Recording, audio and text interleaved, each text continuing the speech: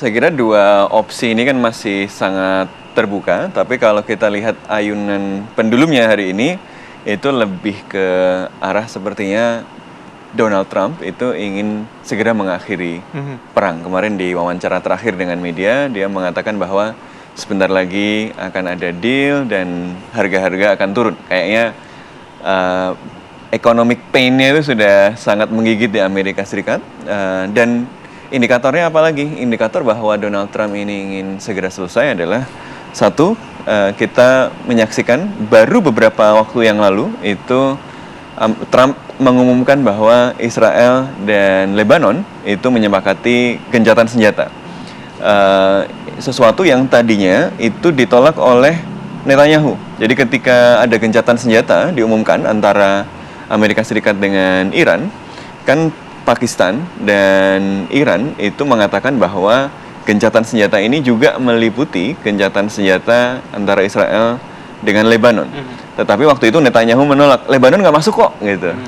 Tapi bahwa hari ini kemudian Israel dan Lebanon itu dalam tanda petik dipaksa untuk kemudian mengadakan gencatan senjata, itu menunjukkan bahwa ya Trump ini pengen cepat selesai. Kan walaupun masih dilanggar ya sama Israel, dan bahkan kemarin masih ngebom, beberapa waktu yang lalu masih ngebom ambulans gitu. Tapi ini menunjukkan bahwa moodnya itu pengen cepat selesai. Cuma apakah pasti akan kemudian jadi perdamaian? Belum tentu. Nah, kenapa? Kita kan sering kegocek sama statement dari Trump. Apa yang membedakan statement kali ini dengan statement-statement sebelumnya yang selalu berubah? Menurut saya dia itu memang tidak pernah fix misalnya bahwa sengaja mau menggocek gitu ya.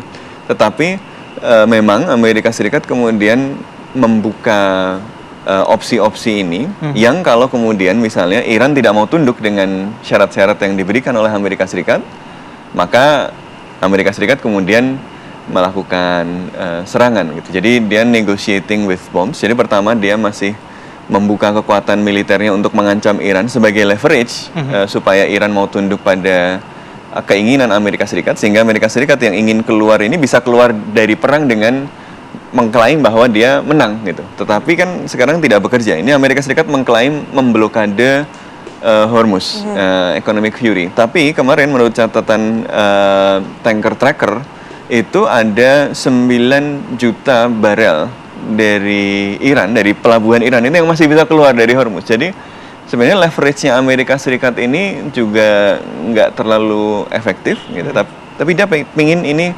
segera keluar. Jadi kita akan melihat nanti kemungkinan damainya juga belum certain. Kenapa? Karena Amerika Serikat juga tidak punya leverage mutlak. Sementara Iran merasa bahwa dia masih punya leverage kok, dan dia masih bisa menerima pain dari Amerika Serikat kalau kemudian Amerika Serikat syaratnya tidak masuk akal buat Iran. Jadi ini akan tergantung pada poin-poin yang bisa ditemukan. Jadi yang dilakukan Amerika Serikat hari ini adalah dia pengen keluar, tapi dia ingin keluar dengan mengklaim kemenangan. Israel nggak pengen selesai karena dia masih belum selesai itu urusannya sama Hizbullah sama Iran. Iran pengen selesai tapi survive dengan jaminan bahwa dia tidak akan dihabisi. Nah ini masih belum ketemu, titik-titiknya ini belum ketemu. Jadi kemungkinan perang berlanjut masih ada, tetapi keinginan dari aktor yang paling besar kekuatan militernya yaitu Amerika Serikat untuk berhenti itu terlihat lebih terang, tapi belum tentu akan damai. Pak Hasibollah, kita lihat juga Iran tampaknya siap untuk berdiplomasi, tapi juga menyiapkan militernya begitu. Apakah ini adalah strategi atau dua strategi ala Timur Tengah atau seperti apa? Ya, saya rasa memang kalau kita baca Iran itu sangat piawai di dalam memainkan berbagai macam senjata dan keunggulan yang dia punya. Saya sampai hari ini kita sudah di hari ke-10, kurang lebih 217 jam semenjak gencatan senjata, berarti tambah 40 hari dengan masa perang atau 953 jam dalam hitungan saya. Saya melihat konsistensi Iran untuk menghadapi Amerika secara sempurna. Bahkan sampai di detik ini saya mengatakan gencatan senjata itu terjadi, kalau disambungkan dengan analisanya Mas Sofan tadi, Itu satu, dari dulu memang Amerika sudah ingin deal, tapi Iran tidak mau kasih deal. Jadi ketika genjatan itu terjadi, artinya apa? Ada kompromi dari Iran. Jadi Iran justru yang mengontrol. Bahkan kalau kita lihat berbagai macam statement terakhir, itu jelas sekali bagaimana Iran yang mengontrol keadaan. Itu artinya secara teori, dari awal perang ini dilakukan sampai 40 hari, Trump nggak dapat yang dia mau. Karena perang dia nggak dapat, dia ubah cara menjadi diplomasi. 21 jam dia maraton, nggak dapat juga yang dia mau. Keluar lagi kan, dia blokade Selat Hormuz. Ternyata masih jebol juga, belum dapat yang dia mau.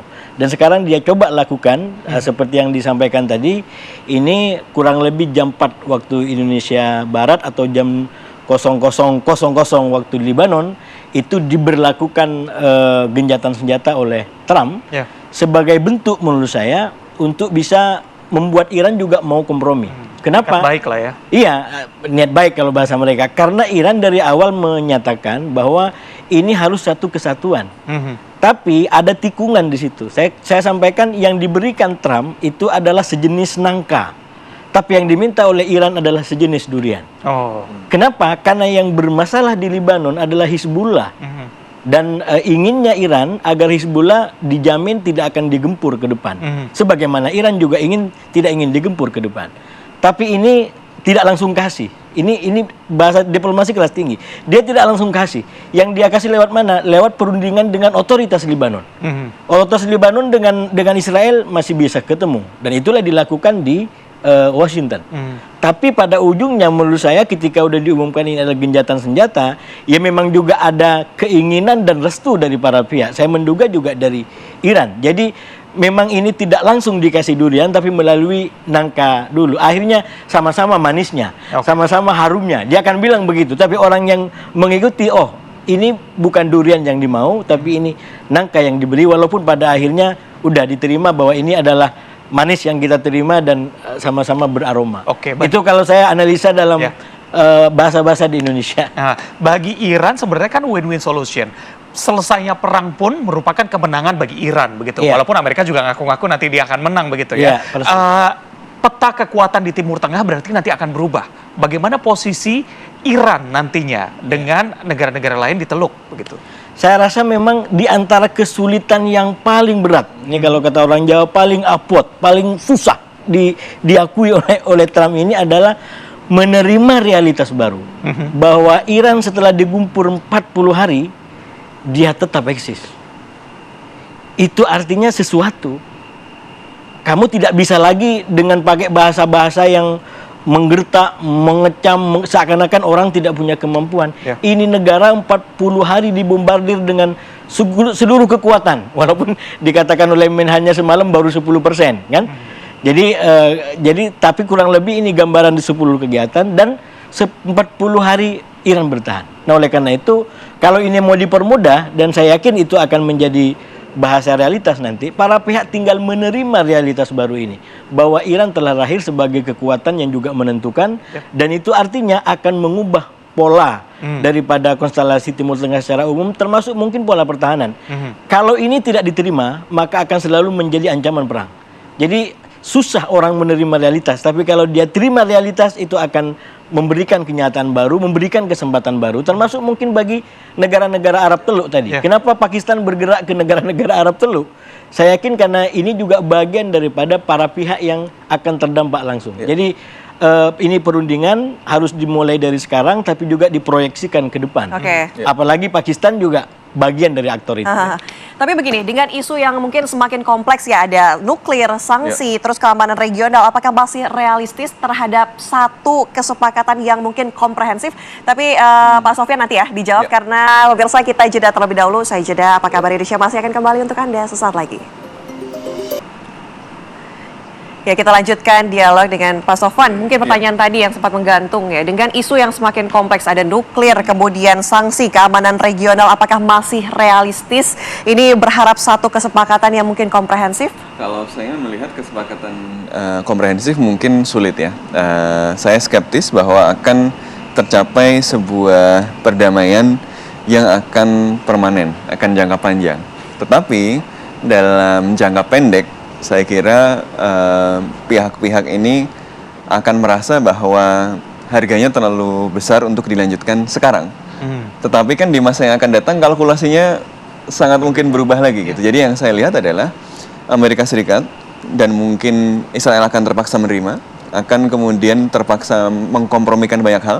Waktu awal kan high call-nya adalah tidak ada uranium enrichment sama sekali, zero enrichment. Tapi ini kemarin Amerika Serikat tawarannya sekarang 20 tahun untuk tidak mengembangkan nuklir gitu kan. Sementara Iran masih menolak, masih minta 5 tahun. 5 tahun. Artinya kan sebenarnya sudah mulai ada pergeseran-pergeseran dari jarak-jarak dari permintaan-permintaan high call di awal. Ini kan biasa dinegosiasi. Jadi ketika negosiasi awal itu Anda meminta tuntutan yang paling maksimal, maximalist demand.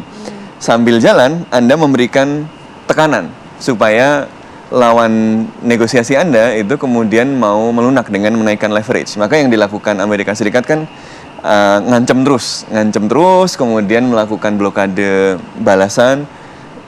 Kalau itu efektif, Iran komprominya akan turun, akan lebih mendekati demand-nya Amerika Serikat. Tapi sebaliknya, kalau dia tidak efektif, Amerika Serikat yang kemudian akan semakin mendekati permintaannya Iran. Ya kita lihat saja, ini nanti akan mendekat sejauh apa sampai mereka sampai pada titik di mana dua-duanya menerima ini tidak ideal, tapi saya merasa bahwa ini lebih baik daripada terus berlanjut karena perangnya nggak masuk akal juga buat Amerika Serikat. Ini sudah merugikan Amerika Serikat, biaya perangnya maupun dampak ekonominya maupun biaya politiknya untuk Amerika Serikat itu. Jadi yang akan terjadi menurut saya kemungkinan adalah kalau ada deal ini akan bersifat sementara dalam hal mungkin beberapa tahun, dan di dalam beberapa tahun ini kita akan berada di dalam situasi masing-masing pihak itu tidak melihat bahwa lawannya itu akan menaati kesepakatan ini. Iran akan melihat bahwa oke, ini kita sudah menghalau badai, tapi bukan berarti bahwa cuacanya itu sudah membaik. Ini badainya ini masih akan mungkin kembali datang gitu ya, dan dia pasti akan bersiap-siap dan menyiapkan diri lagi, termasuk mencoba tadi yang dibilang oleh Mas Hasibullah untuk misalnya mengubah arsitektur kawasan supaya lebih kondusif untuk dia. Negara-negara lain juga akan menebak-nebak ini.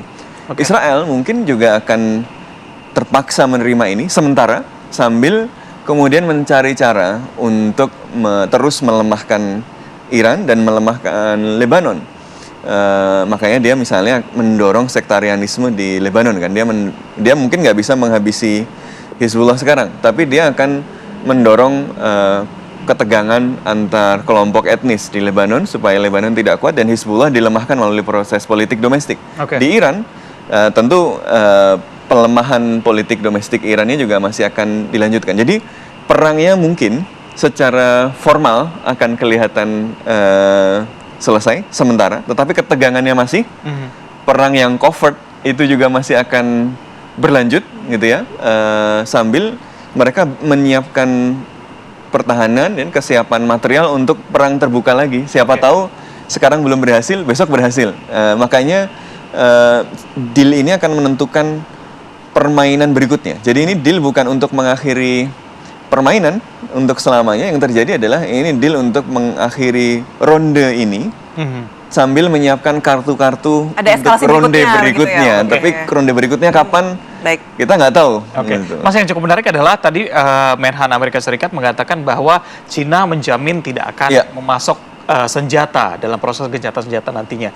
Ini kepedean yang dilakukan oleh Amerika Serikat, apakah Cina juga akan melakukan hal itu? Ini justru menunjukkan kekhawatiran dan ketakutan Amerika Serikat. Karena kalau Tiongkok masuk, kalau Cina masuk, akan sangat merepotkan bagi Amerika Serikat. Mengapa? Ini misalnya yang dilakukan oleh Amerika Serikat hari ini, blokade balasan terhadap Hormuz, ini tidak akan bisa efektif. Salah satu alasannya karena Cina itu membutuhkan minyak Iran dan Amerika Serikat itu tidak berani, tidak mampu juga mungkin untuk berhadapan dengan Tiongkok. Coba kalau misalnya ada kapal Tiongkok dari Iran kemudian dihentikan oleh Amerika Serikat. Nah ini akan berisiko memunculkan konflik langsung dengan Cina yang Amerika Serikat nggak mau. Jadi saya kira permintaan supaya Cina tidak menyuplai senjata itu bukan menunjukkan kekuatan, gitu. Itu justru kemudian menunjukkan bahwa Amerika Serikat itu khawatir Cina terlibat. Kita yang kemarin blokade itu hari pertama ada kapal yang lewat itu kapal Cina, Rich Starry. Itu adalah kapal Cina yang pernah disanksi oleh Amerika Serikat karena membawa minyak Iran. Jadi ini lebih menunjukkan Amerika Serikat nggak mau ribut sama Cina sekarang. Karena juga Amerika Serikat itu sebentar lagi, Trump itu mau ketemu sama Xi Jinping. Jadi bukan menunjukkan Cina itu nurut sama Amerika Serikat, tapi menunjukkan bahwa Amerika Serikat khawatir Cina terlibat. Oke, Pak Hasibullah, kalau kita lihat sendiri Selat Hormuz ya, apakah eskalasi di wilayah seperti Selat Hormuz ini malah bisa menjadi pressure tool dalam diplomasi saat ini?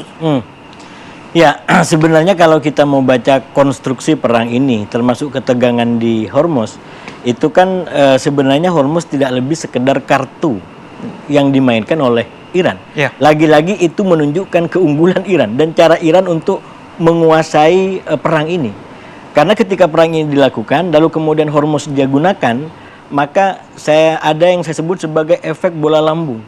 Dan yang paling mencekik Trump sampai sekarang akhirnya mungkin dia bisa melawan semua negara, semua kekuatan, tapi dia tidak bisa melawan waktu.